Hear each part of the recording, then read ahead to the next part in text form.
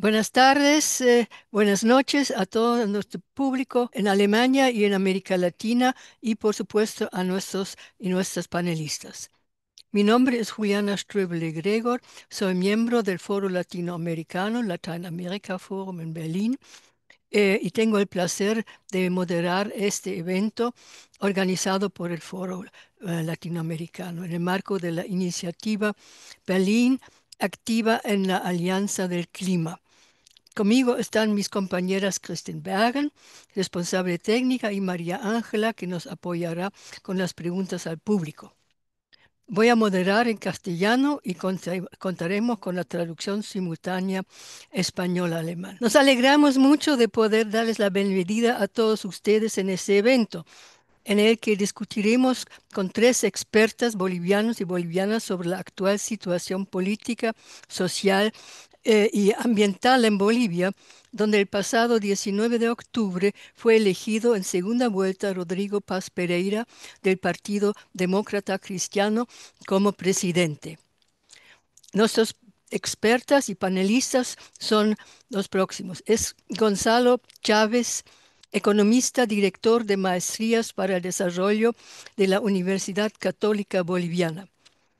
Alcides Vadillo, abogado, especialista en territorios, pueblos indígenas y medio ambiente y director de la Fundación Tierra C de Santa Cruz.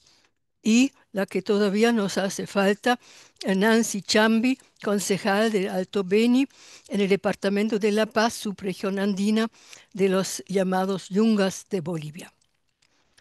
¿Cómo vamos a proceder? Haremos una primera ronda de 10 minutos para cada panelista en la que sentarán su posición sobre la temática en ese evento. En la segunda ronda, entre 7 y 10 minutos, la moderadora realizará algunas preguntas a los panelistas. Posteriormente, daremos espacio a las preguntas del público que habrán sido recolectados en el apartado de preguntas y respuestas. Así que, por favor, recuerden escribir sus preguntas allí. Al final, pediremos a los panelistas hacer un último y breve comentario sobre cómo ven el futuro cercano y mediano plazo de Bolivia. Los deseo una tarde o una noche interesante con debates e información sobre la actual situación en Bolivia, el trasfondo de la crisis económica y las problemáticas sociales y medioambientales. Esto nos estimulará la reflexión sobre un país que se enfrenta a enormes desafíos al futuro. Daré algunas informaciones sobre el Foro Latinoamericano para los que no lo conocen. Es una ONG políticamente independiente fundada por voluntarios y voluntarias en 1992 sin fin de lucros. Somos miembros y activistas de Alemania y de América Latina, comprometidos en la tarea principal de organizar eventos públicos sobre la actualidad de América Latina en presencia o en línea como este de Viano. Trabajamos en el contexto de la educación para adultos en Berlín y nos entendemos como un puente entre Berlín, en Alemania, y América Latina. Es importante decir que estamos comprometidos con los derechos humanos, nos posicionamos juntos a otras entidades contra todo tipo de racismo, xenofobia, odio y violencia. Creemos en la construcción de un mundo mejor y solidario donde la dignidad del individuo es intangible y universal. Agradecemos a la iniciativa Berlín Activa en la Alianza para el Clima, con cuyo marco de cooperación se financia este evento. Antes de dar la palabra a los ponentes, haré un breve contexto general sobre la actual situación en Bolivia y su contexto. En el 19 de octubre pasado, Bolivia realizó el balotaje de las elecciones presidenciales. Rodrigo Paz Pereira fue el candidato ganador con 54,5% de los votos y asumirá la presidencia de la República el próximo 8 de noviembre.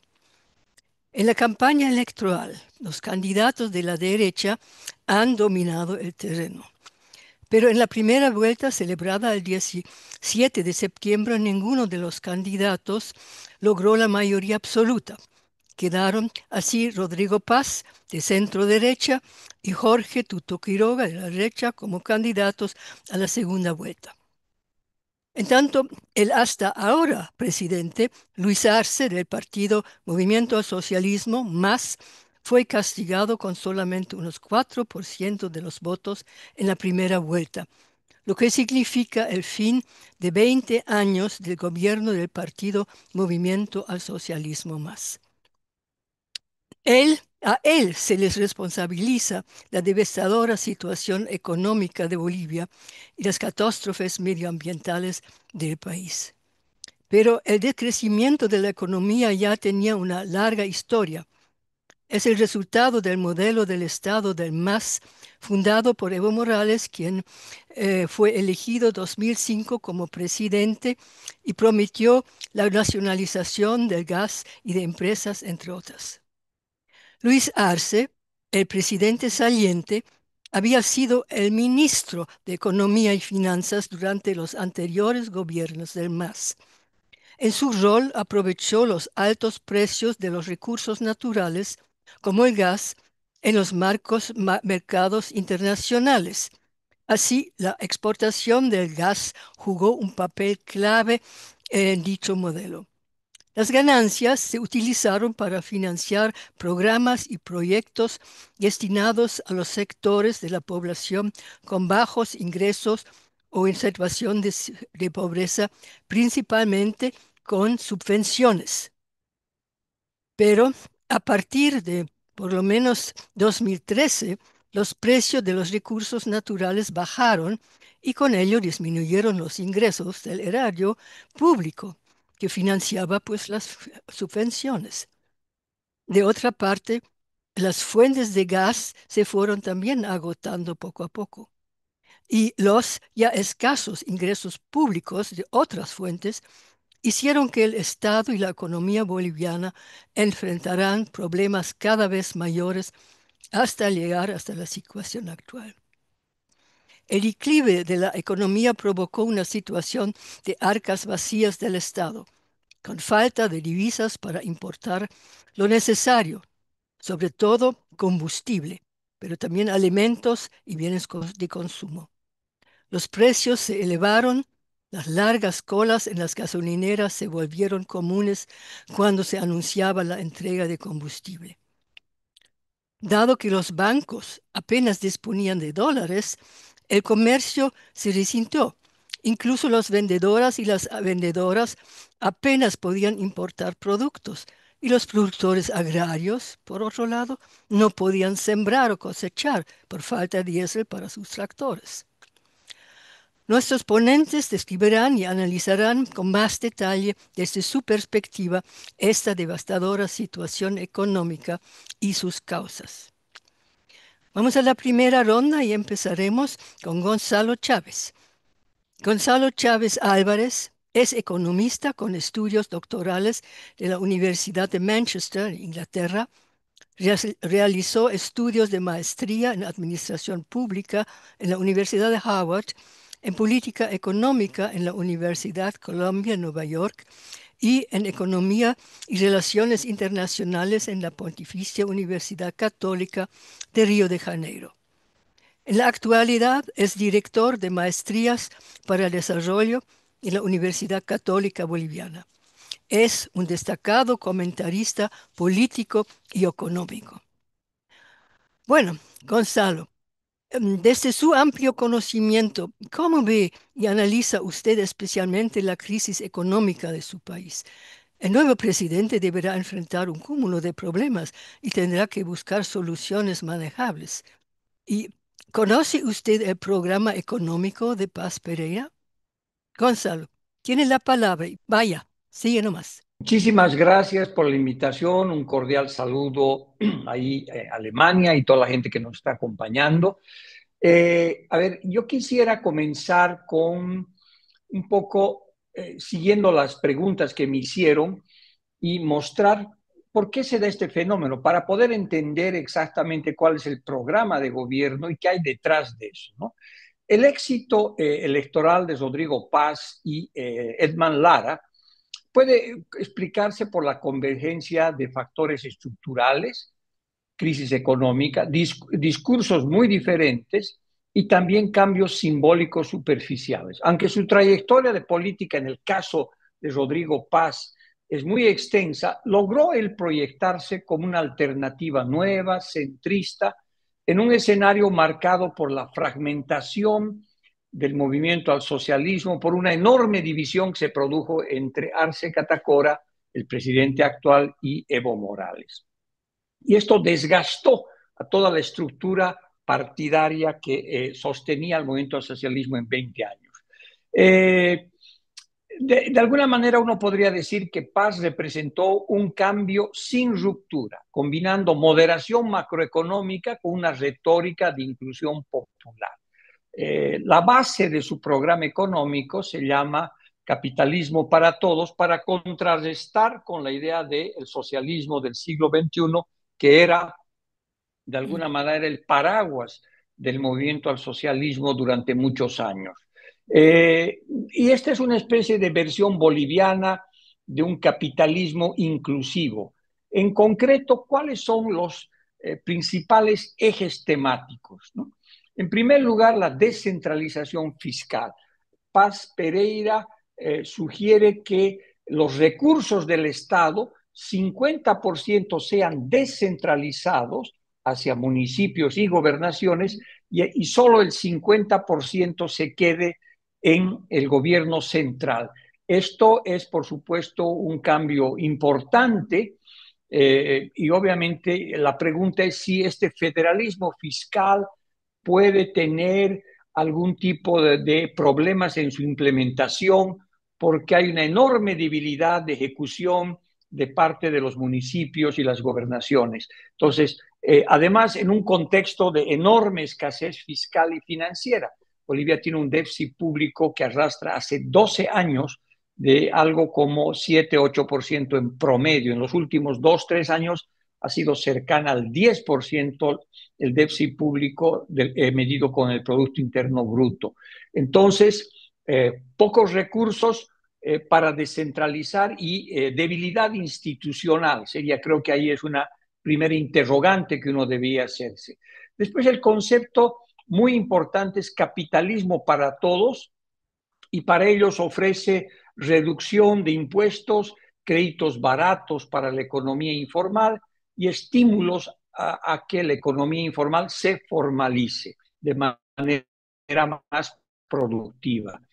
El capitalismo para todos en gran medida es un embalaje político, retórico, antes que una realidad, porque en Bolivia, pues salvo que cambiemos nuestros conceptos del viejo Marx o Lenin, aquí no ha habido socialismo, capitalismo y en manos de amigos del partido político, tienes un sector informal que sobrevive en un capitalismo bastante duro comercial, tú tienes un capitalismo financiero, tienes un capitalismo agroindustrial y que tiene un impacto ambiental muy grande.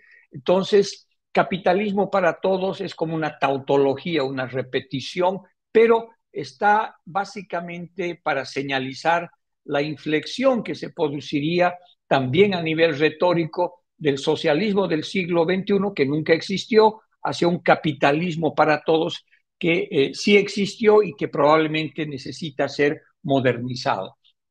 Después, el otro concepto es eliminar el estado tranca, que sería eliminar las muchas interferencias que tiene el Estado en la economía, ¿no? De alguna manera esto es la modernización del Estado y la lucha contra la corrupción sobre todo. Propone digitalizar administrativamente al Estado, hacer una profunda reforma judicial, cierre de varias empresas públicas deficitarias y sobre todo hacer desaparecer la aduana o renovarla la aduana para controlar el contrabando, que sería uno de los orígenes de la crisis económica que vivimos, ¿no? También promete protección social y capital humano, ofrece un bono para las mujeres y también para la gente de la tercera edad, los jubilados, ofrece subir el bono que ahora está alrededor de como $50, ¿no es cierto?, a $70 y en el futuro un poco más al tipo de cambio oficial. Ofrece también programas de empleo, salud y educación digital. También ofrece cambiar la inserción internacional de Bolivia, una mayor apertura comercial, diversificación productiva, buscar aliados estratégicos que nos den dólares, divisas, apostar a las energías renovables y una atracción fuerte a la inversión extranjera directa. ¿No es cierto? Ese sería el núcleo del programa económico de Rodrigo Paz y Edman Lara, que sobre todo quiere superar una tremenda crisis económica que se expresa ahora en una estagflación, una inflación elevada de más del 20% al año y una economía en recesión que probablemente va a estar entre menos 0,5 o menos 1% según las proyecciones que hacen organismos internacionales. Por lo tanto, superar esto que en el día a día se ha convertido en una pesadilla para los bolivianos, que tiene que ver con inflación elevada, escasez de combustibles, largas horas de espera y días inclusive para conseguir diésel y gasolina, una economía completamente desorganizada, una crisis institucional gigantesca, escasez de dólares, es decir, un componente sumamente complejo de problemas muy graves. Ahora, lo interesante también de la propuesta es que a esta cierta racionalidad en el cambio del modelo económico se ha adicionado el fenómeno Edman Lara, que podría ser considerado un outsider con una gran conexión popular, discurso anticorrupción, que de alguna manera ayudó a traducir el discurso tecnocrático de Paz en un lenguaje más emocional para sectores informales y jóvenes. Hay mucha gente que cree que en Bolivia, de alguna manera, Lara representa el que realmente le dio la victoria porque pudo reconfigurar la relación con los movimientos sociales, con los movimientos populares en Bolivia, con lo que se conoce en América Latina como lo nacional popular.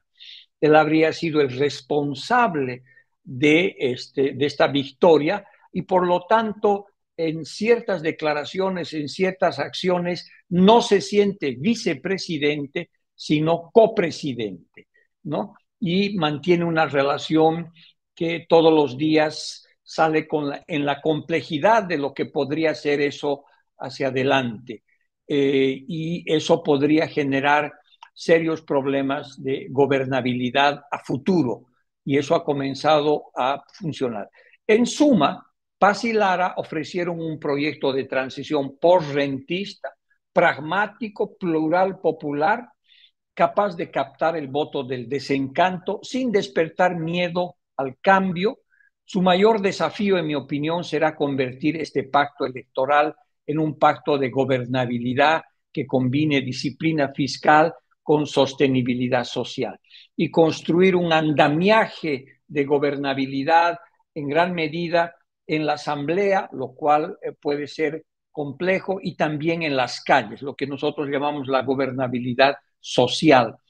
Por el momento hay una gran esperanza, el programa está siendo presentado y terminando de ser elaborado, pero implica esta inflexión en el manejo de la economía y veremos si esto pues funciona porque la solución técnica parece relativamente conocida, la solución política es la compleja, ¿no? Bolivia tiene que hacer ajustes fiscales muy significativos, tiene que tener una independencia del Banco Central de Bolivia, Bolivia tiene que diversificar sus exportaciones, ampliar sus importaciones, conseguir muy rápidamente equilibrios macroeconómicos, fiscales, pero el punto número uno que va a determinar qué es lo que va a pasar en las próximas semanas es si Paz consigue traer diésel y gasolina el día siguiente que tome pose, porque el país está colapsando en términos de energía, no hay gasolina y diésel para la producción, para el comercio, para el transporte público, para el transporte privado. Las ciudades en Santa Cruz, en Cochabamba, en todas las ciudades de Bolivia se han convertido en lugares de kilométricas filas. Hay productores o hay transportistas que dependen del diésel, que antes están haciendo 5 de fila. En el caso de la gasolina, es por hora de energía y Paz pueda tener con Estados Unidos, que ya pago diferido y que también le habrían ofrecido dólares. Entonces, en el caso de la reconfiguración internacional. Parece que hay problemas de conexión. Muchas gracias por esta visión muy amplia y estas perspectivas muy difíciles. Bueno, voy a seguir la próxima exposición. Le invito a Alcides. Alcides Vadillos, abogado, especialista en territorios, pueblos indígenas y medio ambiente y director de la Fundación Tierra con sede en Santa Cruz, fundación a la que pertenece ya muchos años. Entre sus actividades más importantes se encuentran el combate contra la deforestación y degradación de los bosques en las tierras tropicales y subtropicales de Bolivia. Ha trabajado como asesor de organizaciones indígenas en Bolivia y también con organismos no gubernamentales, en organismos también de cooperación internacional y como funcionario de instituciones públicas en Bolivia, como es el INRA, el Instituto de Reforma Agraria. Un cargo muy importante ha sido el jefe de área indígena en la misión de paz en la organización de la ONU en Guatemala en 1998 hasta 2002. Alcides, ¿cuáles son sus experiencias de usted y de la Fundación Tierra alrededor del presidente Paz en lo que respecta a la protección del medio ambiente y del hábitat de los pueblos indígenas? Y otro tema, en 2024 hubo enormes incendios, especialmente en la Chiquitanía, en la Amazonía. ¿Cuáles han sido las causas? ¿Qué impactos ambientales, sociales y económicas desencadenaron? ¿Y qué repercusiones tuvieron estos a las comunidades indígenas? Alcides, tiene usted la palabra. Muy bien, muchas gracias y gracias también por la invitación a este espacio. Eh, Bolivia está viviendo una crisis de múltiples dimensiones. Vivimos una crisis económica que ya Gonzalo explicaba importantes aspectos de esa crisis, pero también es una crisis energética. Bolivia pasó de ser exportador de gas a ser importador de energía. Más del 90% del diésel es importado, más del 60% de la gasolina, y se calcula que en un par de años tendríamos que estar importando también el gas para uso domiciliario. O sea, de exportadores a ese nivel de dependencia. Esto genera una crisis energética y también hemos estado viviendo una crisis política, que las elecciones es un mecanismo que busca respuesta justamente a esa dimensión de crisis política. Pero también Bolivia vive una crisis ambiental muy profunda, que es la que vamos a desarrollar a continuación. Pero hay una crisis además institucional que se manifiesta fundamentalmente en una institucionalidad destruida y una institucionalidad pública muy cuestionada por los niveles de corrupción e ineficiencia, particularmente en lo que tiene que ver con los temas de justicia, que es un aspecto muy sensible. Entonces, en este contexto de crisis multidimensional es que se da también este contexto electoral. Es importante verlo ahí. Yo voy a partir de la segunda pregunta y después paso a la primera, porque está ligado a este tema de crisis ambiental.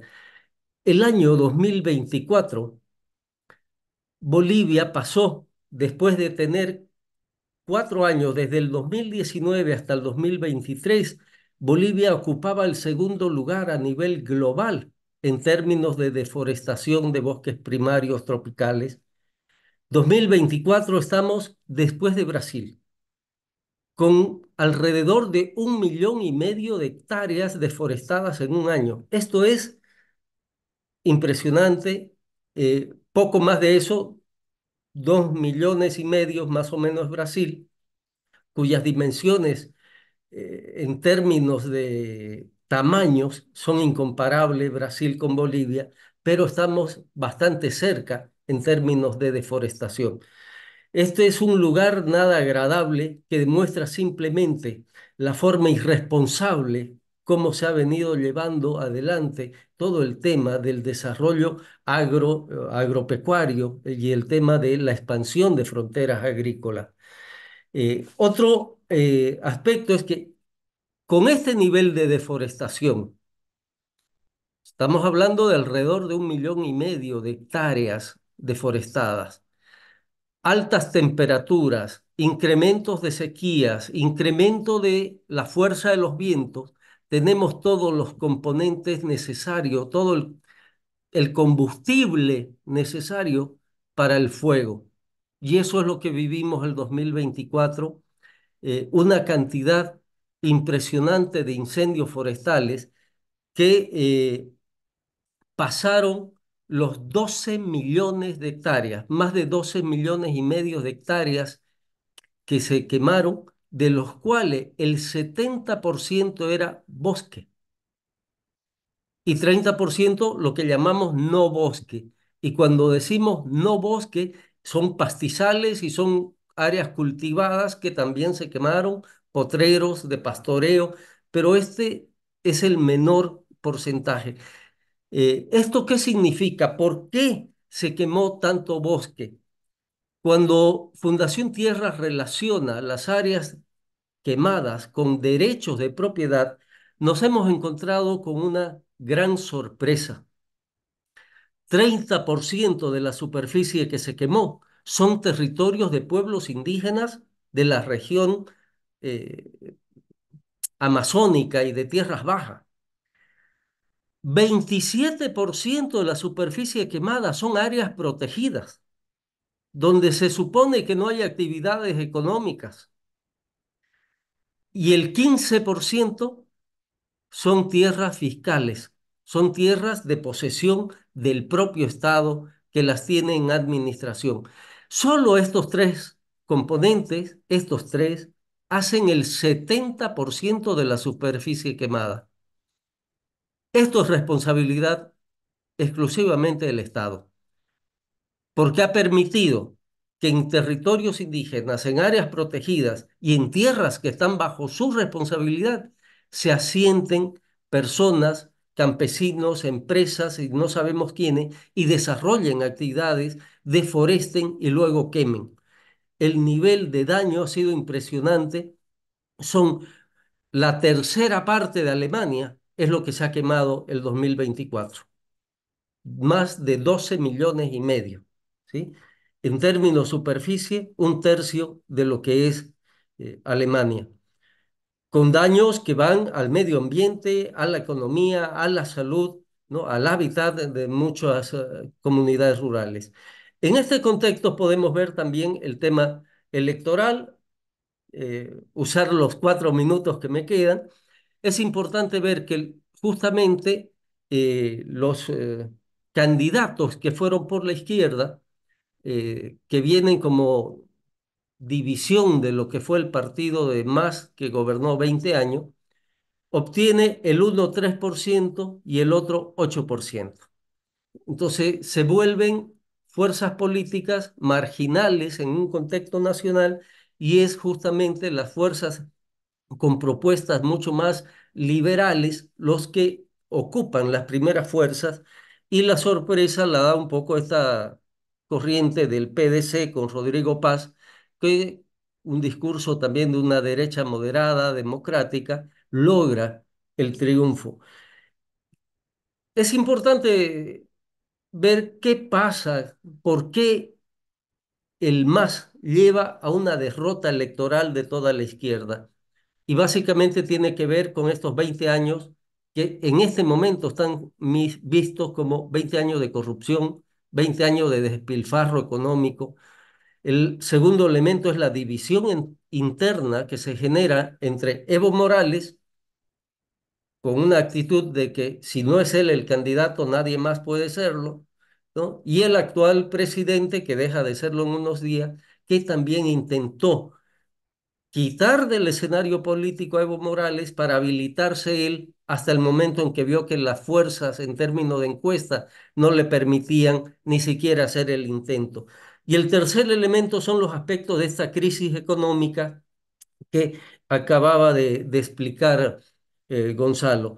Sin embargo, en términos de propuestas ya de lo que es el PDC y lo que es lo que se viene adelante, sí el PDC con un discurso populistas en algunos elementos, pero rescatando también eso nacional popular, mantiene en su propuesta ese planteamiento del Estado plurinacional, mantiene también conquistas de bonos sociales en relación a empresas públicas y a subvenciones, tiene posiciones muy medidas y eso también hace pensar de que no tiene muy claro las medidas que va a tomar y entonces hay un discurso de balanceo. Sin embargo, este es el discurso que se ha implantado y el que la gente ha respaldado en las elecciones.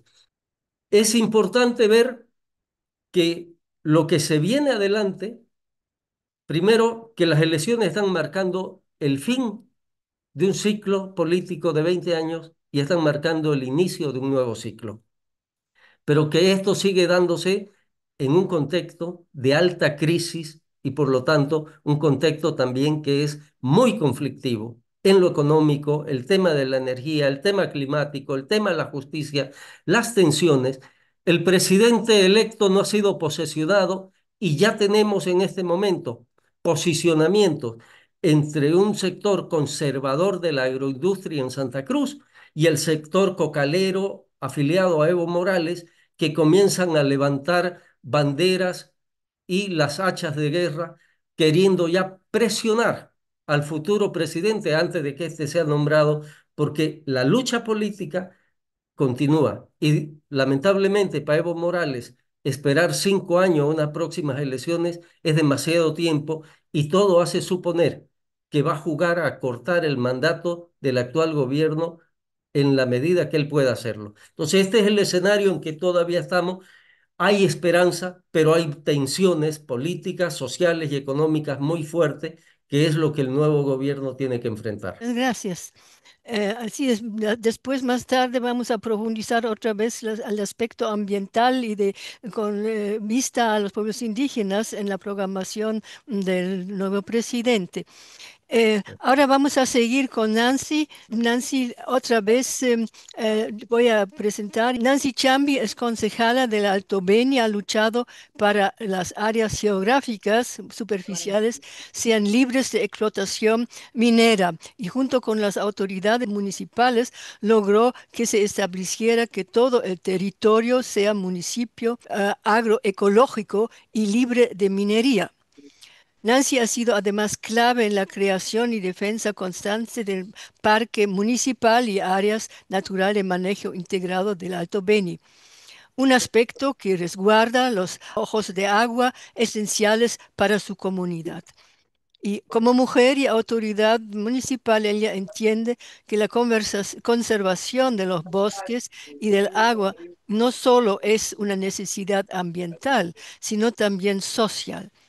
En su rol también ha defendido los derechos de las mujeres, quienes son en muchas ocasiones las que encargan de recoger el agua y cuidar los recursos naturales.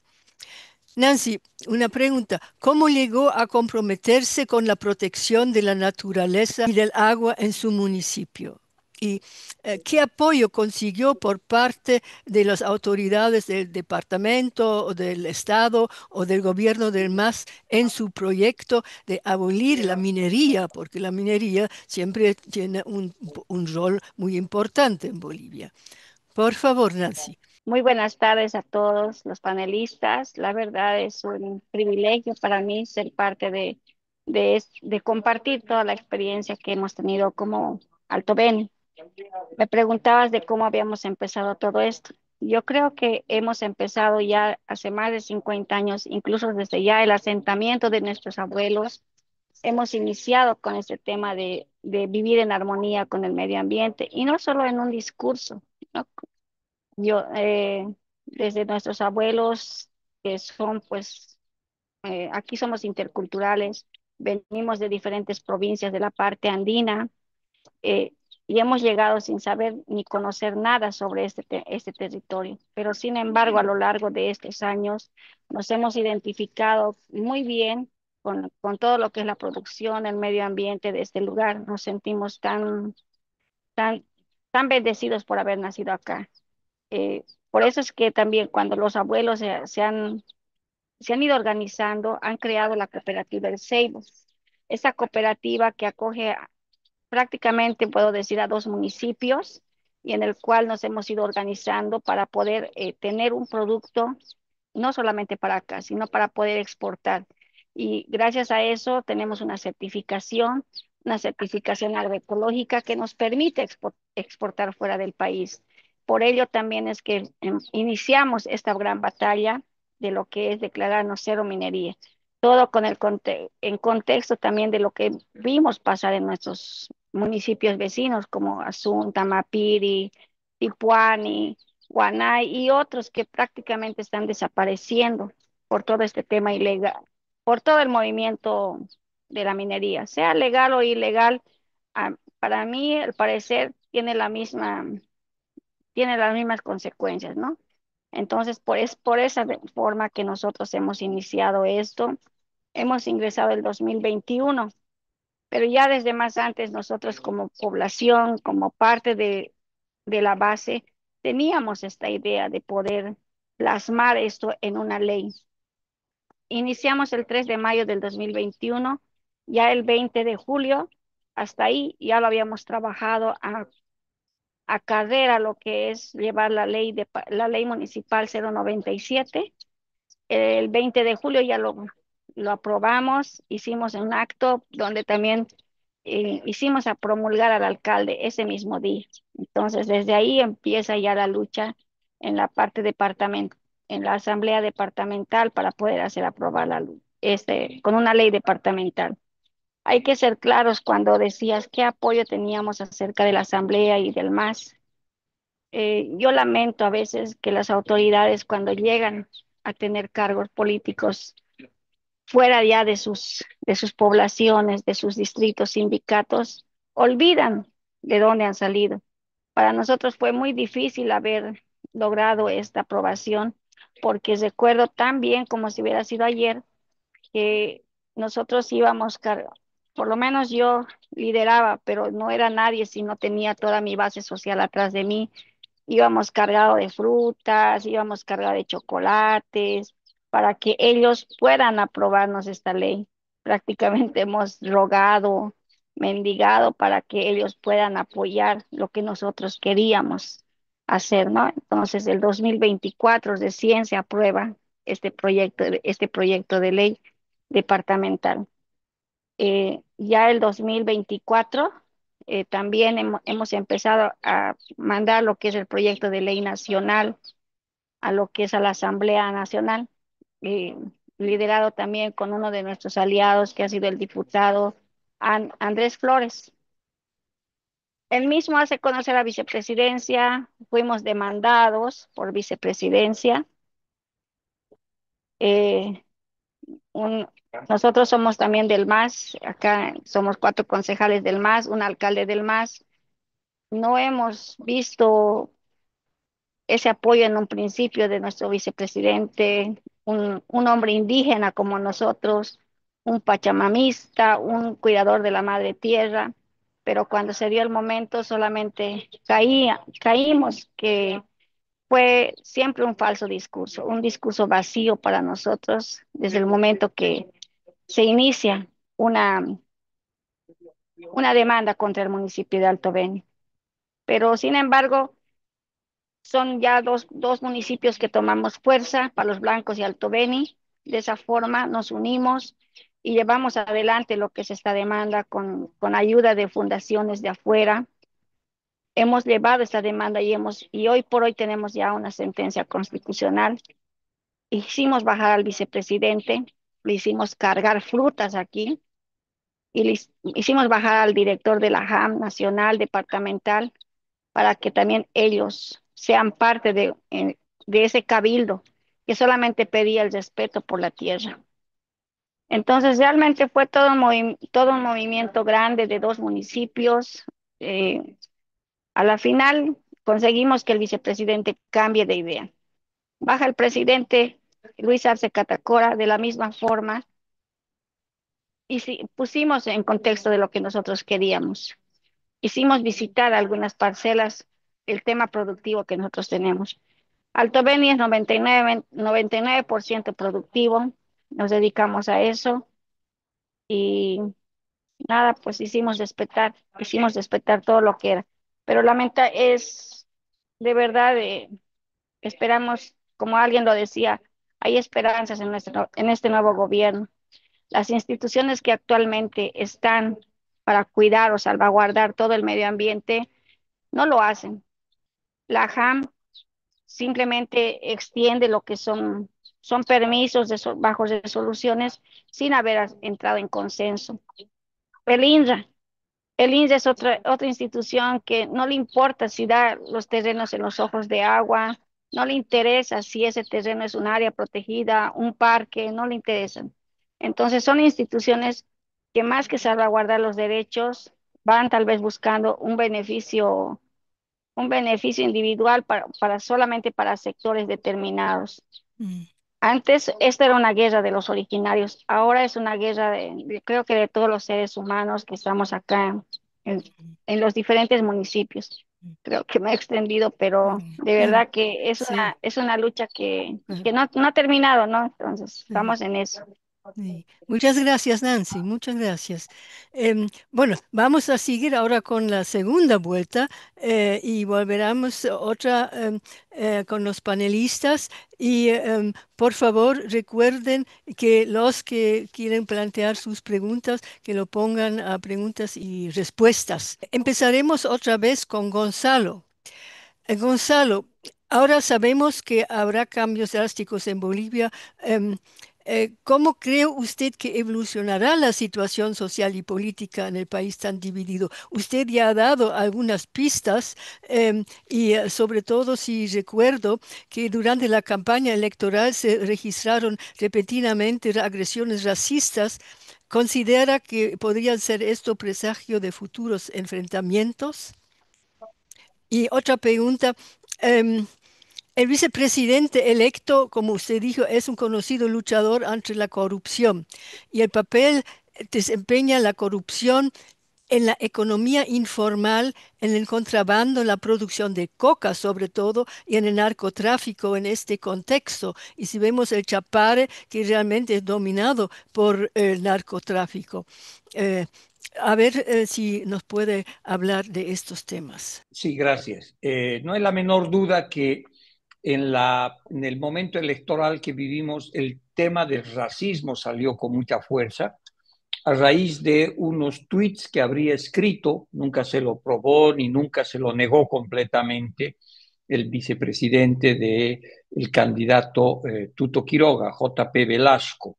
Pero eso colocó y afloró el tema del racismo con mucha fuerza y fue un eje que yo creo que ayudó de cierta manera a que el movimiento popular, todo el tema que tiene que ver con lo nacional popular, pues tenga un apoyo más fuerte hacia lo que es Rodrigo Paz, ¿no?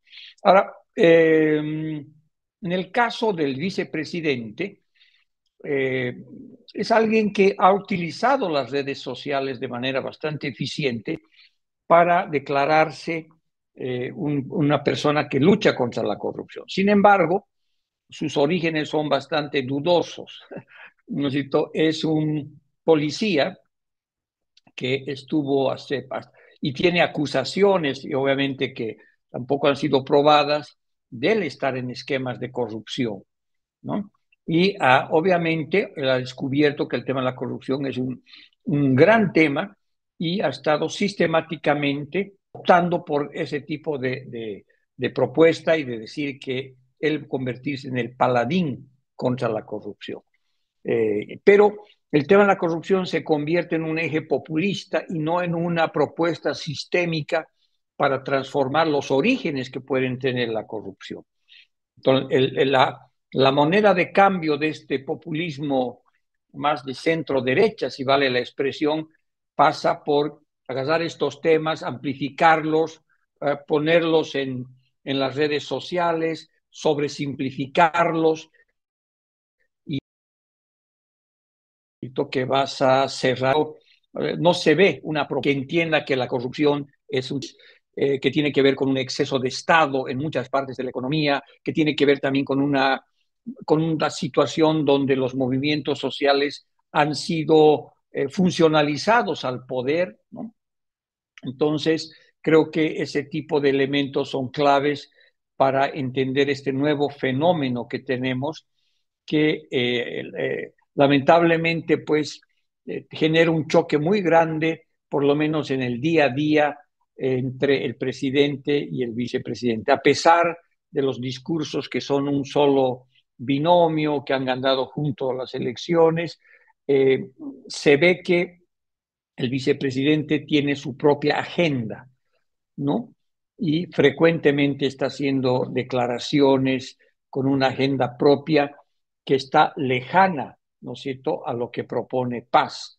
Pongamos dos ejemplos muy concretos.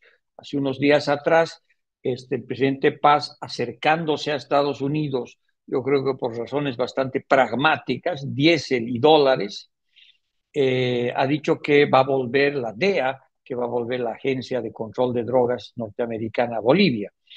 Inmediatamente después ha salido el vicepresidente y ha dicho que eso no es importante, que lo primero que hay que hacer es reformar la policía y que después tal vez podría volver la DEA, pero que no puede someter a nadie, en fin, un discurso típicamente nacionalista porque él habla a ciertas bases que todavía son de la matriz ideológica del movimiento al socialismo, ¿no? O ahora que el presidente el presidente Paz electo ha estado, digamos, muy presente en los medios de comunicación, en todo lado, pues hoy día ha dicho que ya no les responde las llamadas, que no les responde los mensajes, y que cree que ojalá que eso sea simplemente algo pasajero. Pero yo diría que estas dos anécdotas, porque por el momento son esos, traducen claramente que el proyecto de poder que está detrás del Partido Demócrata Cristiano tiene dos cabezas, dos visiones diferentes de cómo se deben realizar las transformaciones en Bolivia. Ahora, habrá que ver si este liderazgo emergente de Edman Lara, cuando entre a la institucionalidad, las cosas se calmen, vayan por las normativas y las reglas de juego, o probablemente eso implicaría pérdida de poder de parte de Lara. Yo creo que Lara va a jugar un mecanismo paralelo en las redes, en este tipo de cosas, porque él sabe que su poder está ahí. Cuando él se institucionaliza, pierde poder. En la medida que sigue siendo un outsider, ¿no? A la medida que sigue siendo fuera del sistema, él aumenta su poder. Pero esto, pues, genera una tensión política e institucional que no se la ve con claridad. Una pregunta ya que ya he planteado, eso se relaciona con lo que es ahora también con ese vicepresidente, lo que es el narcotráfico y el chapare, donde la policía no entra por el poder que tienen ahí los cocaleros. Entonces, y hay una mafia muy fuerte. ¿Qué explicaciones hay si él dice que no quiere que entre la DEA? Entonces, ¿qué está detrás de esto? Bueno, yo creo que en el fondo, ¿no es cierto?, está el tema de que él responde a ciertos grupos sociales donde es fuertemente el antiimperialismo, hay un fuerte nacionalismo. De hecho, toda la campaña él la ha hecho con una camiseta de fútbol del club de Bolivia, ¿no? Entonces, toda la simbología, él representa un fuerte nacionalismo, ¿no es cierto? Que cree que lo externo siempre complica la vida. Y el fenómeno del narcotráfico y de la producción de coca, pues ahora está sumamente, digamos, mal visto y Evo Morales se ha refugiado en su guardia pretoriana, que son los cocaleros, que no son precisamente productores de plátanos, ¿no?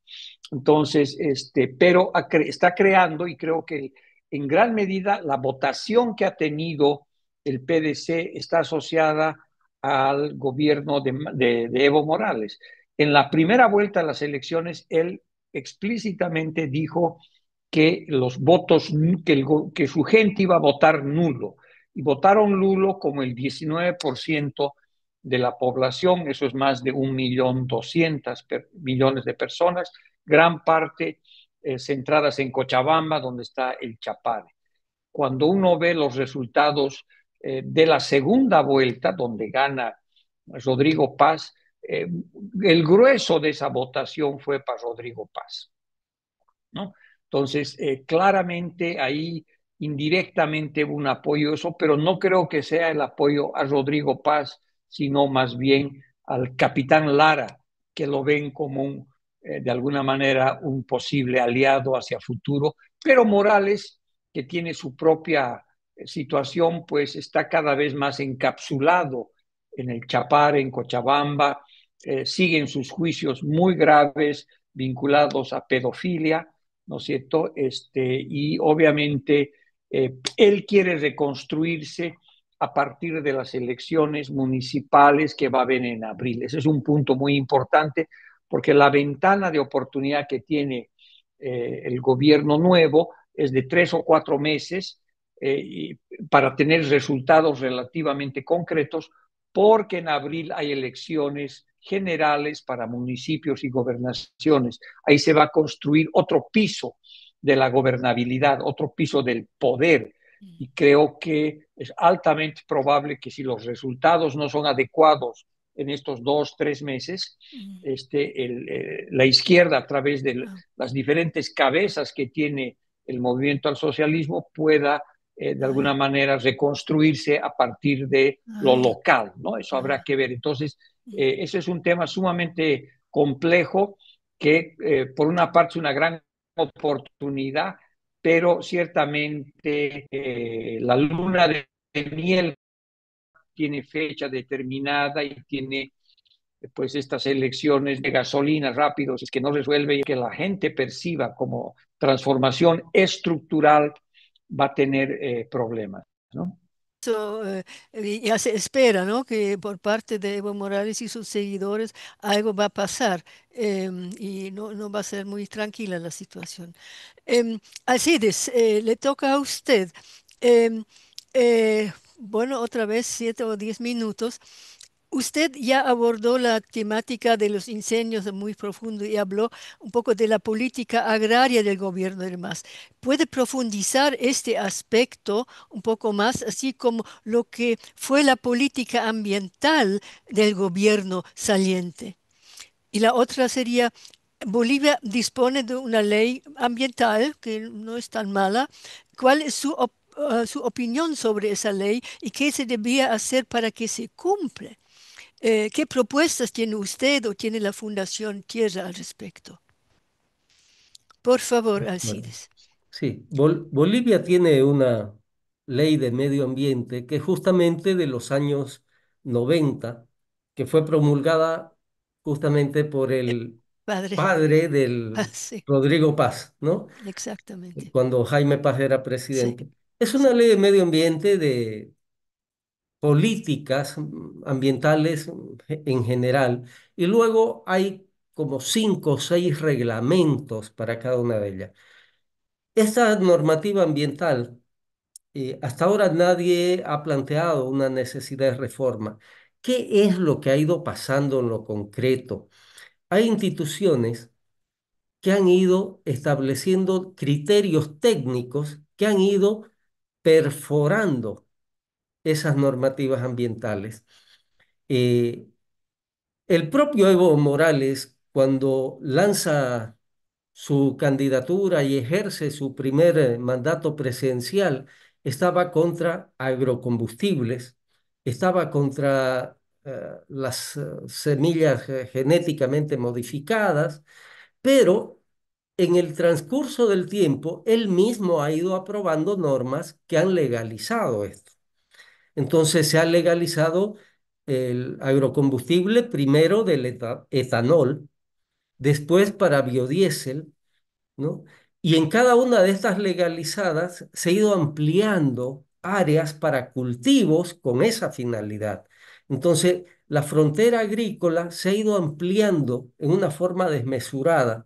También junto a ello, en función de necesidades económicas, se han gestionado acuerdos con China para la exportación de carne de bovino, carne de vacuna, ¿no? Y esto ha sido también un elemento que impulsó mayor deforestación para cultivo de pasto, crías de ganado.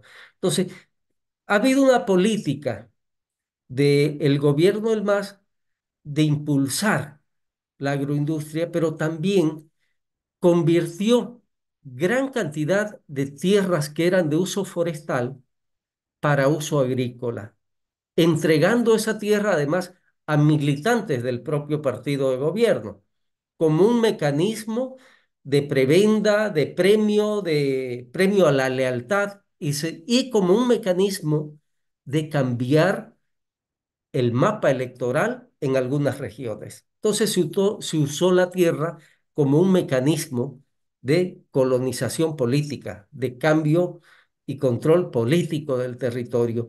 Pero esto en lo ambiental ha ido generando las consecuencias que ya dijimos antes, esa enorme cantidad de deforestación incontrolada, sin planes de manejo, sin ningún control, y se han convertido tierras de uso forestal a agrícola con impactos en medio ambiente que han sido desastrosos. ¿Y qué es lo que nos viene ahora con las perspectivas de este nuevo gobierno? Y en lo ambiental, nosotros lo que estamos viendo es de que todo el tema ambiental está subordinado a la dimensión económica. Es lo económico en este momento lo que está primando y lo que van a buscar fortalecer. Si para eso hay que seguir ampliando frontera agrícola, lo van a hacer. Y sobre todo hay dos elementos aquí que son altamente peligrosos. Uno es esta ampliación de frontera agrícola a través de sectores empresariales, pero también campesinos colonizadores. Y el segundo es el tema de la minería, fundamentalmente la cooperativista del oro, que es la que está excavando en todos los ríos, ¿no?, de la región amazónica, contaminando aguas, destruyendo cuencas. En el tema de territorios indígenas, sí hay un poco más claridad en la propuesta del presidente electo, de Rodrigo Paz. Él ha hecho un acuerdo ya firmado con la Organización Nacional de los Pueblos Indígenas, ¿no?, de la parte del Oriente, en la que hay un compromiso de defensa y protección de estos territorios. Esperamos que se cumpla. Hay una manifestación explícita, hay una propuesta, entonces sí creemos que esto es una línea que va a seguir de respeto. El problema es que tenemos en este momento cerca de 280 territorios indígenas y no hay uno de ellos que no tenga asentamientos ilegales. Y el gobierno del MAS no ha querido sacar a estos ilegales porque levantan las banderas del partido. El próximo gobierno tendrá fuerza, tendrá voluntad de poder hacer cumplir la ley y hacer respetar estos territorios. Es un desafío que hay hacia adelante, pero la verdad que todo eso normalmente va en función de los cálculos políticos del momento. Sin embargo, creemos que la Asamblea Legislativa, por esa composición tan diversa que tiene, sí se va a convertir en un escenario más abierto para la recepción también de propuestas y demandas que puedan ejercerse desde la ciudadanía. Ya, vamos a seguir con usted ahora. Nancy, ¿cuál es su opinión según a las elecciones del Rodrigo Paz como futuro presidente? ¿Qué espera usted del gobierno en cuanto a mejora de condiciones de vida en su municipio? Y una otra, ¿cómo explica usted el fracaso del MAS y su descenso a 4% de votos?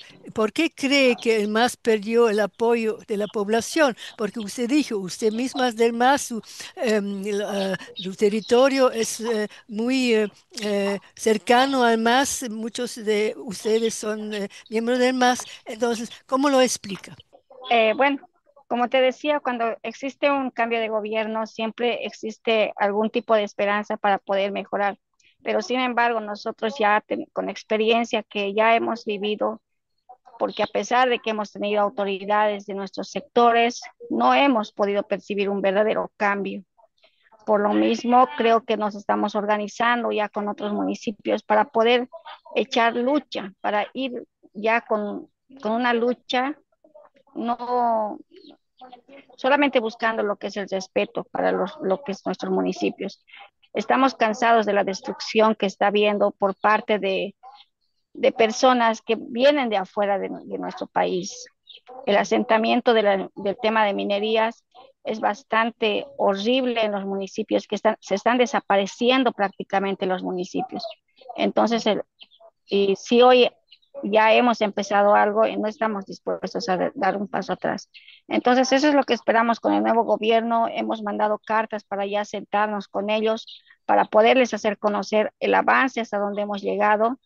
Al mismo tiempo, estamos en miras de poder hacer una mancomunidad del tema de áreas protegidas, de municipios con áreas protegidas. Eso es lo que te puedo decir con, viendo el tema del nuevo cambio del gobierno.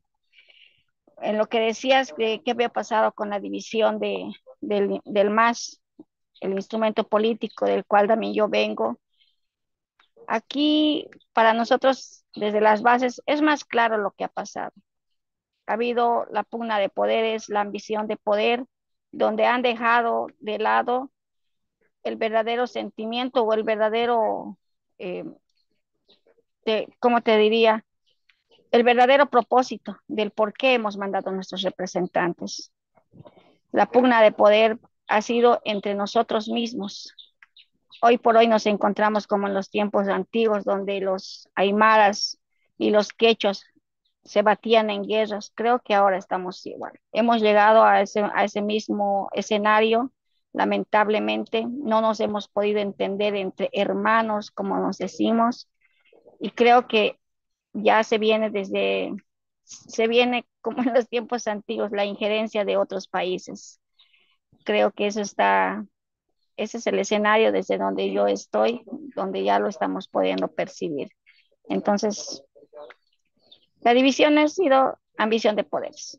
Y también, lamentablemente, nuestro líder, que siempre lo hemos llevado nosotros así como un hermano más, Evo Morales, no ha podido, se ha olvidado de las bases, de escuchar realmente al pueblo que éramos nosotros, que seguimos siendo nosotros. Se ha dejado llevar más por personas que nada tienen que ver con el pueblo. Se ha dejado llevar por personas que buscan simplemente el beneficio personal y se han olvidado de lo que realmente, cuál era el compromiso, cuál era el propósito de este instrumento político de los pueblos indígenas. Muchas gracias, Nancy. Bueno, ahora estamos en la tercera ronda y estamos ahora con las preguntas del público. Bueno, la primera para el doctor Chávez. Sabemos de Susi, dice, sabemos que la propuesta del nuevo gobierno es la descentralización, aún sabiendo que existe la deficiencia institucional. ¿Cuál sería un modelo para poder superar estas ineficiencias? Bueno, hay que poner dos planos, ¿no? La descentralización o la federalización o las autonomías, como quieras llamar el cambio que tiene que haber rumbo a un Estado cada vez más próximo de la gente de la región, no hay la menor duda de eso. Y hay que comenzarlo. Entonces yo creo que nunca hay un momento perfecto. No vas a esperar que haya instituciones, no vas a esperar. Y creo que ese es un punto importante y a partir de eso habrá que ver si las relaciones políticas entre lo regional y lo nacional se sintonizan. Yo insisto que abril es un tema sumamente importante porque va a depender quién gana en lo regional. Para descentralizar tienes que ver quién gana en lo regional y ese cambio, por supuesto, puede tener implicaciones positivas o negativas, ¿no? Entonces yo soy de la idea de que ya está, hace mucho tiempo está en la agenda el tema de las políticas públicas descentralizadas con varios nombres, con varios instrumentos. La señal es clara, comenzando del presupuesto. O sea, ahí está el dinero. Puede ser poco, pero ahí está el dinero y ahora hay que ver si el andamiaje es suficiente, hay que profundizarlo y sobre todo hay que ver quiénes van a ser los gobernadores y los alcaldes que van a recibir esos recursos y van a, de alguna manera, ser capaces de llevarlos a la práctica. ¿Bajo qué marco legal? ¿Bajo qué institucionalidad? Son preguntas que están en el camino. Pero que hay que hacerlo y bueno, lamentablemente lo vamos a tener que hacer en momentos de escasez y no de abundancia como fue, digamos, hace 20 años atrás, ¿no? Igualmente para usted, señor Chávez, muchas gracias. ¿Qué es lo que atraería la inversión extranjera directa a Bolivia actualmente en la situación en que está el país? Mira, yo creo que hay que romper esquemas también acá, ¿no? La inversión extranjera directa, tradicional, pues te va a buscar el sector minero, que está muy bueno últimamente. ¿No es cierto? El tema de plata, de zinc, los minerales se han recuperado significativamente. El oro es realmente otro camino muy complejo, muy polémico, porque en el oro hasta 2022 Bolivia exportaba 3 mil millones de dólares y con la regulación parcial que hizo el gobierno actual, eso bajó a 600 millones de dólares. Ahí tú tienes una inversión extranjera ilegal, depredadora, ¿no es cierto? Ahí hay chinos, ahí hay peruanos, colombianos, brasileños. No es el tipo de inversión que uno quisiera, pero está ahí. Normalizar y regularizar eso va a ser un gran desafío, por lo menos parcialmente. En la minería también van a haber oportunidades y son oportunidades que están vinculadas a la transformación energética que se está dando en Europa y en el mundo, que va a necesitar de plata, que va a necesitar de estaño, que va a necesitar de cobre, porque en gran parte la energía eólica y la energía solar necesita de minerales de diferente tipo y por eso se está produciendo una especie de nuevo superciclo de las materias primas minerales, ¿no? En, Eh, y en, eso es una oportunidad, ¿no? Ahora, ya, por supuesto que ahí habrá que cruzar eso con el tema del medio ambiente. Después está urgentemente el tema del gas. Bolivia está al borde del abismo en términos energéticos. Entonces vas a necesitar inversión en energías eh, renovables, pero vas a tener que seguir apostando al gas y la inversión que tiene que venir no es solamente para el mercado externo, sino para el mercado interno. De cada 10 focos que están prendidos en una noche en Bolivia, 7 son hechos con gas natural, con termoelectricidad. Una de las cosas más criminales e irresponsables que hizo el movimiento al socialismo es haber matado al sector energético de una manera terrible.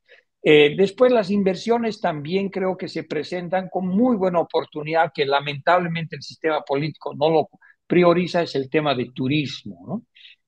Bolivia tiene un enorme potencial de turismo, se han hecho varios estudios en Bolivia que con inversiones relativamente bajas, entre 400 y 600 millones de dólares de público y privado, tú podrías llegar a exportar 3.000 millones de dólares en turismo.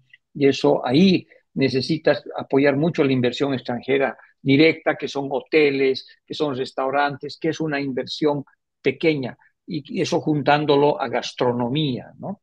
Hay una inversión extranjera en Bolivia que se llama, hecha por una fundación Melting Pot de un restaurante, se llama Gusti, que han debido ser 5 o 6 millones de dólares, pero el impacto que eso ha tenido en el clúster gastronómico en Bolivia es brutal, ¿no? Y yo creo que en el turismo, gastronomía, hay unas oportunidades increíbles para invertir. Ciertamente va a estar el tema de la agroindustria también, la industria de los alimentos. Ahí hay otras oportunidades que aumenten la productividad, hay que cuidar el tema del medio ambiente, hay que ver cómo se aumenta la productividad y se buscan nuevos mercados sin afectar significativamente el medio ambiente, es decir, sin tener esta agricultura expansiva.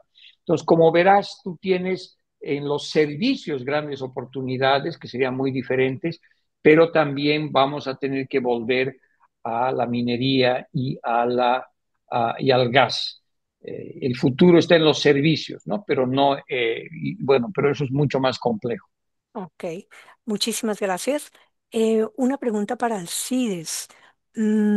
Considerando la problemática, digamos, la problemática ambiental que genera la minería del oro, especialmente la ilegal, ¿cuál es el rol que podrían cumplir las organizaciones de la sociedad civil, ambientalistas, digámoslo así, en todo el país para promover un manejo adecuado digamos que promover una minería ambientalmente sostenible, que no es muy convincente el término, pero a la vez, bueno, Bolivia está viviendo en gran parte en los últimos años del oro. Sí, y preocupa mucho porque sí, los precios del oro están subiendo mucho a nivel global y esto es un incentivo para que mucha gente se dedique a buscar el tema del oro. Eh, con dos elementos muy fuertes. Uno es de destrucción, porque van removiendo tierras a orillas de ríos, particularmente en busca del oro, se destruyen cuencas, y el otro es la contaminación por el uso del mercurio. Uno de los temas que más preocupa aquí es el tema justamente de la contaminación, porque cada vez es mayor las evidencias y hay análisis concretos de poblaciones indígenas completas, comunidades completas que están con niveles de contaminación muy altos por el mercurio. No saben ni tienen un objeto de oro, no son eh, mineros del oro, pero consumen el pescado que está en Mm, los ríos de la Amazonía y el nivel de contaminación es muy alto.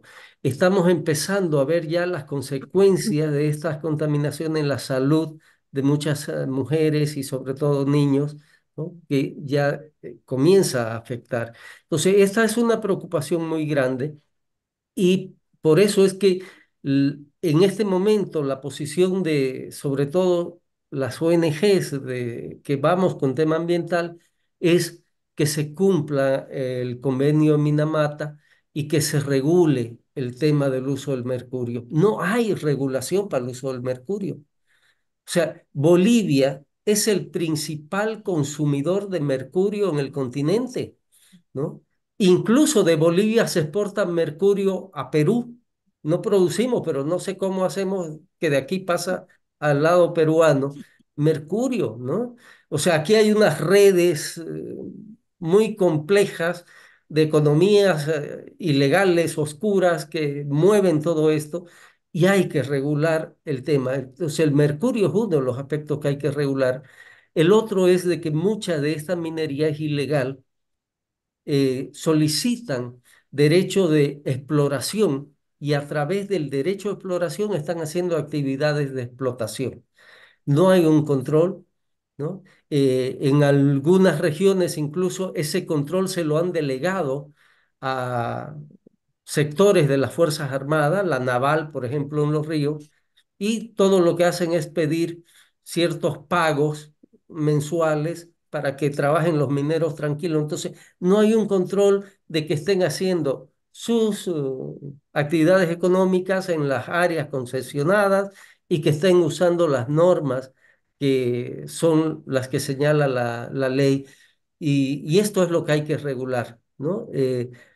Gonzalo decía, hemos bajado de como veintitantos mil millones a una tercera parte entre lo que se exportó de oro el 2023 en relación al 2024. Y esto también es parte del problema. No es que se haya explotado menos, no es que se haya obtenido menos oro, es que hay aquí circuitos ilegales, porque más o menos en esa misma proporción ha incrementado la exportación del oro desde el Perú, ¿no? Entonces, son circuitos de economía ilegal que se manejan en la región y eso te marca también la ausencia del Estado. En ese sentido, digamos, para completar esa idea, ¿qué tan fuerte es el sistema, digamos, el sector ambiental de Bolivia? Eh, ¿Es, hay un sistema estructurado allí? ¿No lo hay? No, el tema ambiental no es un tema que haya sido una bandera fuerte de organizaciones de la sociedad civil. Sí cobró fuerza después de los incendios forestales del 2019, que se quemaron más de 5 millones de hectáreas, una superficie similar a Costa Rica, y a partir de ahí se ha generado cierto movimiento ambiental con presencia, y esto también ha sido fuerte el 2024 con el tema incendio. Pero los niveles de incidencia todavía sí son Mínimas. ineficientes, o sea, se necesita, y básicamente estamos hablando de movimientos ambientalistas más urbanos, ¿no? Porque en buena medida también las organizaciones indígenas y campesinas fueron cooptadas por el poder político y eso significó una mordaza para la reivindicación de sus derechos. Gracias, Alcides. Una pregunta para Nancy. Alcides mencionó en su primera, o sí, en su primera o en su segunda intervención, que es el nuevo gobierno se había comprometido con las comunidades indígenas, interculturales, para hacer respetar sus territorios, sus derechos. En este caso, ¿hasta qué punto eso es para ustedes importante en sus comunidades, en el Alto Beni? ¿Y cómo consideran ustedes que se puede hacer respetar esto? Sí, yo creo que es importante lo que mencionaba Alcides, pero sin embargo nosotros, y lo ha mencionado, no es más tal vez con algunos sectores que ya está haciendo ese trato. Nosotros buscamos ese mismo acercamiento como Norte de La Paz, de manera exclusiva se podría decir, porque también es diferente la realidad que estamos pasando nosotros. Y lo que decía, o sea, es tan interesante todo lo que hoy estoy escuchando. Nosotros como Altoven incluso estamos empezando a trabajar con lo que antecedía acerca de los movimientos ambientalistas urbanos. Ese es el gran fuerte que tenemos nosotros porque ya las normativas están hechas, hay bastantes normativas, incluso dentro de la Constitución, dentro de lo que son los convenios internacionales, donde es el derecho fundamental el tema del agua, pero vamos a buscar eso, solamente que se respete esa situación, que se respete ese derecho sobre todo, pero sí, como tú lo decías, es para nosotros una esperanza y una buena noticia, ¿no? Este acuerdo con los pueblos indígenas, pero también queremos ser parte de esto, porque nosotros como interculturales no gozamos de gran expansión de tierras, pero sin embargo, la que tenemos la estamos resguardando, ¿no? Ujú. Ok, muchas gracias, Nancy. Una pregunta que puede ser tanto para Gonzalo Chávez como para Alcides Vadillo. Eh, ¿Cambiará el papel y el peso de los militares en el nuevo gobierno? ¿Quién quiere responderla? Cualquiera de los dos puede. A ver, Yo lo que creo es de que los militares han tenido un rol que no es protagónico. Sí ha sido de respaldo sistemático al gobierno y creo que ese también es su rol. Incluso en momentos de alta conflictividad que vivió el gobierno del actual presidente Arces, los militares han evitado en todo momento salir a las calles, tomar un rol activo en niveles de represión, y creo que eso es algo que van a seguir porque la experiencia que han tenido eh, ha sido también negativa. Cuando han intervenido el el 2013, el 2019 o después de intervenir en función de la orden del presidente, hay cambio de gobierno y se les han venido juicios en contra, ¿no? Entonces, creo que esa experiencia hace que los militares tengan más bien una actitud de buscar cumplir su rol sin meterse a un tema de represión interna. Eh, Ni en el tema de lucha contra el narcotráfico intervienen. Y yo creo que eso es algo que va a continuar. Positivo. Creo que tiene que ver mucho con el rol también que tienen. Es algo que se exige mucho desde la sociedad, es que militares y policía recuperen más su propia institucionalidad y tengan menos manoseo desde el nivel ejecutivo, del carácter más bien político, ¿no? Más respeto a la institucionalidad. Pero esta es una demanda no solo para ellos, es en el tema de justicia, es en el tema policial, es en todas las estructuras públicas. Se quiere que haya más respeto a, a los méritos que corresponden y no a una actitud de funcionalidad política con el poder del momento. Muchísimas gracias, Alcides. Esta última pregunta que ha llegado de Pamela, creo que es más para Gonzalo. ¿Qué importancia tiene para las relaciones internacionales la posición de Rodrigo Paz de retirar a los representantes de las embajadas y en su lugar enviar agentes comerciales a distintos países? Mira, yo creo que las relaciones internacionales han entrado en un modo muy pragmático. Yo creo que el presidente Rodrigo Paz entiende muy bien eso. Eh, Su agenda internacional va a estar mucho más volcada a la defensa de intereses, intereses y principios, pero no ideología. Por eso se ha distanciado inmediatamente de lo que es Cuba, Venezuela y Nicaragua, Mm. que pueden tener un símbolo político, pero son absolutamente inútiles relaciones desde el punto de vista económico y comercial, son cero. Entonces, ese distanciamiento lo está llevando yo creo que a ser mucho más pragmático. Ha hablado de trabajar más con los vecinos, Brasil, Perú, Chile, inclusive. Eh, También, por supuesto, un acercamiento más fuerte hacia Estados Unidos en la línea de diésel y gasolina y dólares, ¿no? Ahí creo que la cosa es muy clara. Entonces va a caminar en dirección de un pragmatismo. Pero yo creo que al final el ofrecimiento de más oficiales comerciales que embajadores no creo que prospere, ¿no? Y más bien probablemente va a colocar economistas, gente con empresarios, gente con experiencia en relaciones económicas al cargo de embajadores, ¿no? Bolivia no tiene una carrera diplomática, ¿no? Y en los últimos 20 años, de los pocos atisbos que había de eso han desaparecido. Entonces, yo creo que más bien lo que va a hacer es colocar gente vinculada a temas económicos como embajadores.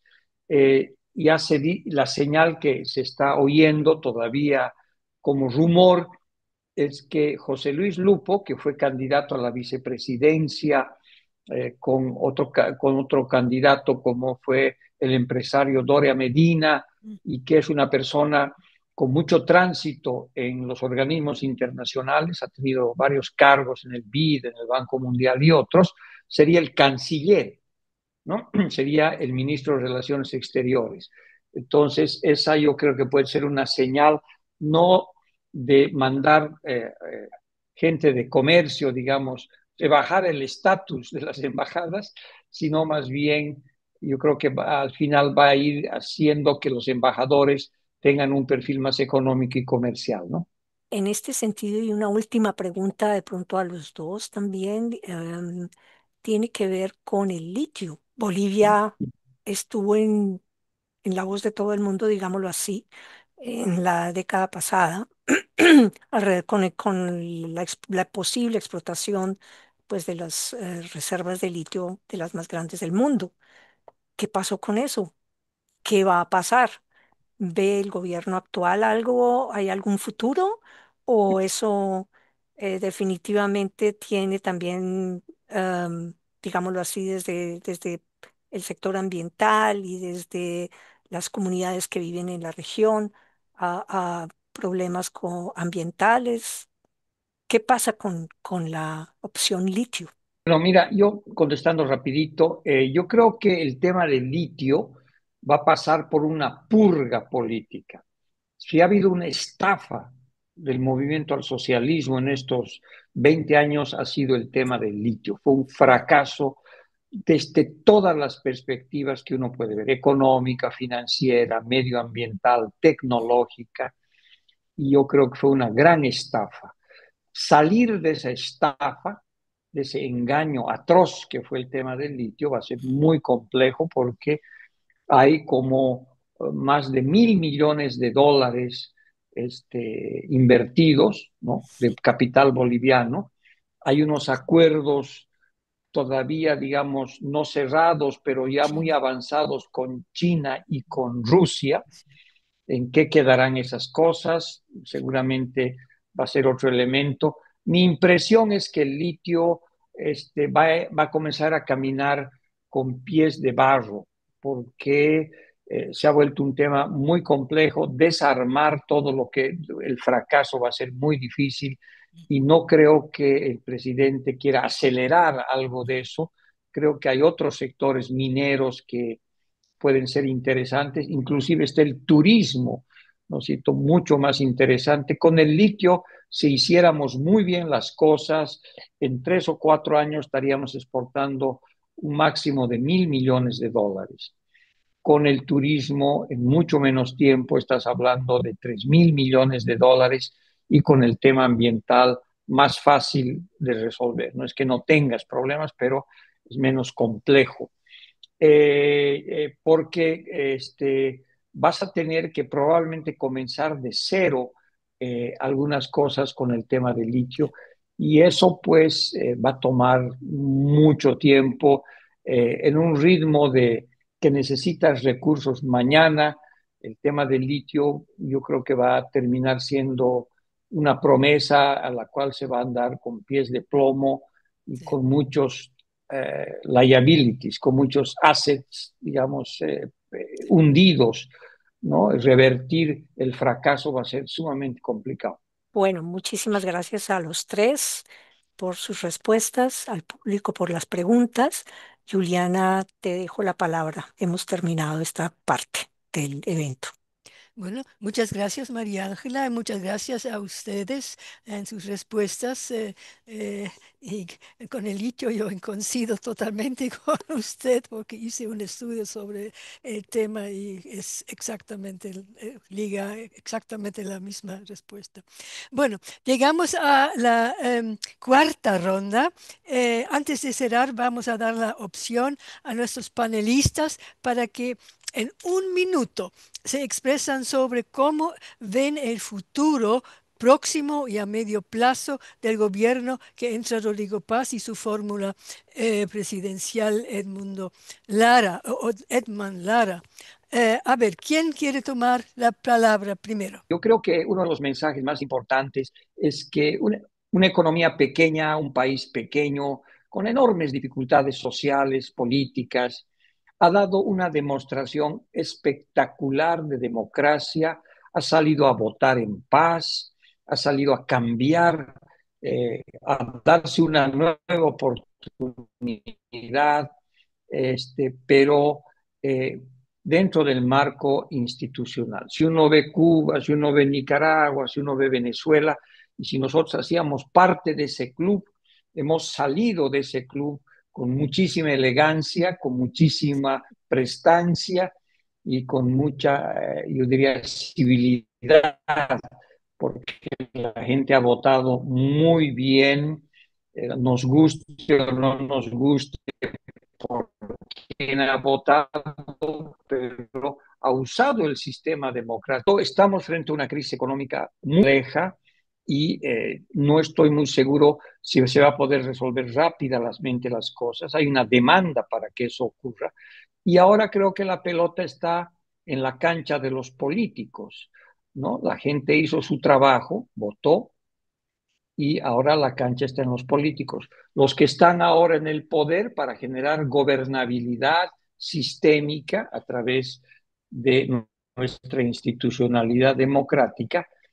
También, por supuesto, los políticos que administran lo público no estatal, que es toda la sociedad civil, que aquí en Bolivia se llama lo nacional popular, que pues son sindicatos, corporaciones, y muchísima gente, y tiene una responsabilidad también de darle oxígeno político para que las cosas funcionen, y también la oposición, ¿no? La oposición, la nueva oposición, donde seguramente el principal cabecilla va a ser Evo Morales, y vamos a ver si no sigue con esta idea de que sin él esto tiene que reventar y desaparecer porque él es el centro del universo del poder en Bolivia, y sin él no hay sistema político ni democrático. Entonces, va a ser el principal problema de orden institucional y democrático que tiene que seguir. Entonces, creo que poniendo en un titular, Bolivia votó maravillosamente, la crisis es difícil y ahora la cancha está en los liderazgos, ¿no? Gracias, Gonzalo. Bueno, ¿quién, Nancy o Alcides, quién quiere seguir? Sí, si me permites, Sí, claro. yo dos aspectos muy concretitos. Coincido con lo que decía Gonzalo, es maravilloso que una crisis política como la que teníamos se esté resolviendo y no ha sido resuelta, se está resolviendo a través del voto en mecanismos democráticos por la paz, ¿no?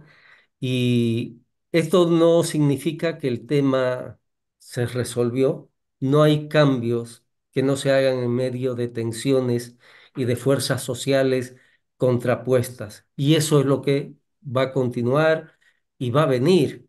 Entonces vamos a tener aquí gentes en las calles presionando y pidiendo una cosa y otra. Entonces, esa es la vida social y así es el país, ¿no?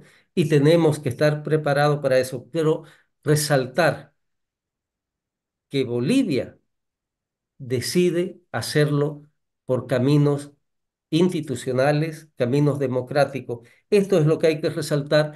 Y lo segundo es que se esperan medidas económicas rápidas, porque sí hay desesperación en la gente en el aspecto económico, ¿no? La inflación, el alto costo de vida, etcétera, a partir de los temas que ya hemos señalado, piden respuestas urgentes, reacciones rápidas, y eso tiene que ser de forma inmediata.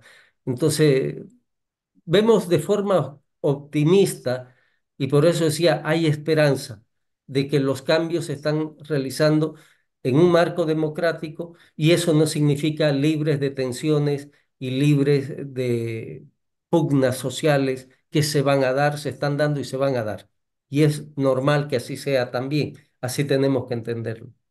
Muchas gracias, Alcides. Nancy, ¿cuál es su vista al futuro? Bueno, mucha susceptibilidad. Ya creo que hemos apostado por la democracia, pero sin embargo, como lo decían, estamos esperando cambios rápidos. Ya la gente está dando los últimos pataleos, ya es insostenible la situación a la que hemos llegado.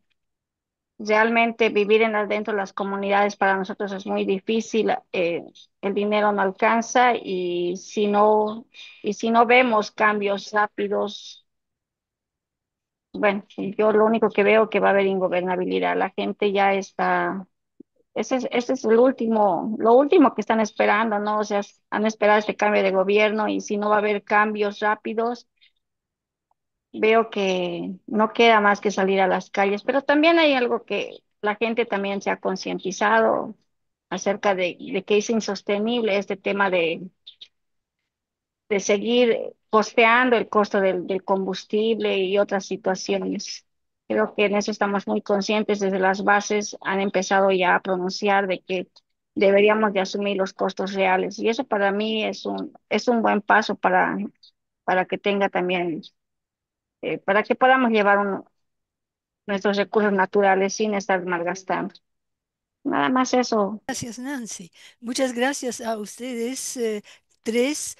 Si yo tomo, digamos, una idea de que es la idea muy positiva en realidad que este cambio en el caos, porque yo estuve ya ahora en Bolivia y viviendo el caos que yo pensaba que esto ya va a revertir, pero que esto se volvió en una forma, se solucionó en una forma civilizada, en una democracia, formas democráticas y en formas realmente positivas con esperanzas. Esto, creo yo, es algo que podemos llevar aquí de nuestra discusión, conservando naturalmente toda esta complejidad y el problema que acaba de decir Nancy, ¿no? Si no se solucione rápidamente algunos aspectos, entonces no se sabe lo que va a pasar.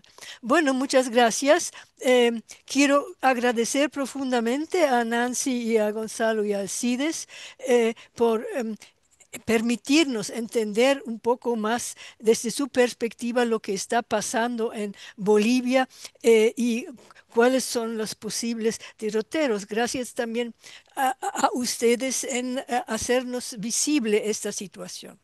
Además, bueno, dar las gracias a los intérpretes que hicieron posible el diálogo entre América Latina y Alemania y, por supuesto, gracias al público, un agradecimiento especial nos va a la iniciativa Berlín Activa en la Alianza para el Clima, que nos hicieron facilitar y financiar este evento.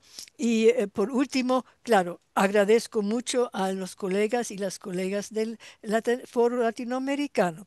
De esa manera voy a terminar con este evento y yo creo que hemos aprendido mucho más y teníamos la posibilidad de ver más en fondo las situaciones y las perspectivas y también la complejidad del país. Bueno, así que me despido. Muchísimas gracias. Auf Wiedersehen. A la próxima y que tengan buena noche, buenas tardes. Adiós.